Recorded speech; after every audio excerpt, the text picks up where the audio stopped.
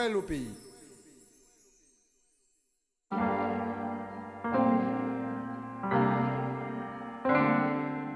La Martinique et ses festivités de Noël, certes, mais c'est aussi le moyen d'être plus proche de la nature et de s'évader. Gino nous emmène à la découverte d'une anse de sable noir, très discrète, dans la commune du Prêcheur. Ce petit coin de paradis, Max, marin-pêcheur de la commune, le connaît si bien. D'ailleurs, depuis 30 ans, il propose des balades aux abords de la côte. Magnifique plage, magnifique lieu. Est-ce que tu peux nous parler de sa faune et de sa flore? C'est vraiment un endroit protégé parce qu'on a une flore et une faune très riche.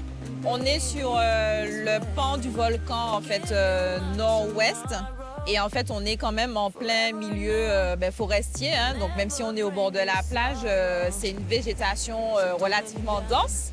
Donc on va retrouver beaucoup d'espèces qui sont endémiques de la Martinique et qui sont très rares. On va retrouver donc des mygales, on va retrouver des iguanes, des petites antilles. C'est vraiment l'espèce propre à chez nous.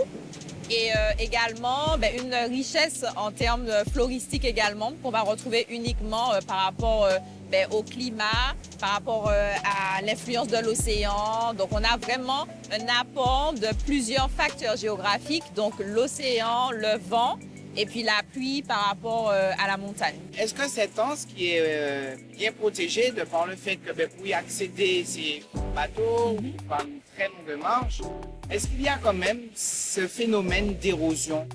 Alors oui, on va retrouver de l'érosion naturelle, heureusement. On le voit déjà autour de nous, la végétation. On voit bien que la mer rentre au fur et à mesure. Et puis le témoin, je peux dire, de cette érosion, c'est la formation de la grotte. Donc là, on est vraiment sur un côté rocheux avec des très hautes falaises.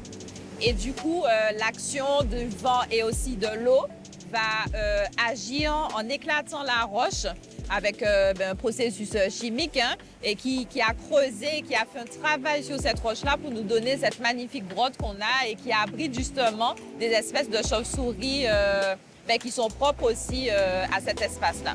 Mis à part cette grotte, qu'avons-nous comme spécificité sur cet espace? Alors, on a la chance d'avoir une rivière, en fait. Donc, effectivement, ça donne une certaine authenticité à ce lieu et une richesse parce que c'est pas toutes les anses où on va retrouver ce phénomène-là.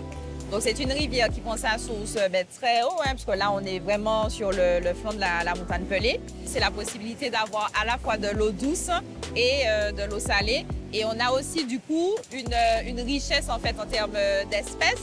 On va retrouver des crustacés, on va retrouver beaucoup de poissons également. Donc, ça fait que cet endroit est véritablement authentique et très riche. Ouais, c'est magnifique.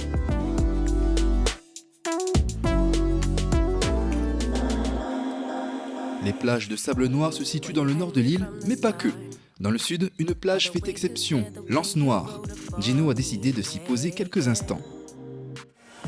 Ah, on est super bien là, Lucie. Ah ouais, là, c'est magnifique. Nous constatons que le sable est noir. Est-ce que tu pourrais nous parler un petit peu de cette spécificité de sable noir dans le sud de la Martinique? L'Anse Noire, comme son nom l'indique, le sable est noir et c'est la seule plage du sud de la Martinique qui a un sable noir, voilà. D'accord. Et c'est aussi, on est en fait face à un phénomène unique au monde également, parce que juste à côté, donc juste derrière la barrière rocheuse qu'on voit en face de nous, il y a l'Anse du Four qui a le sable blanc.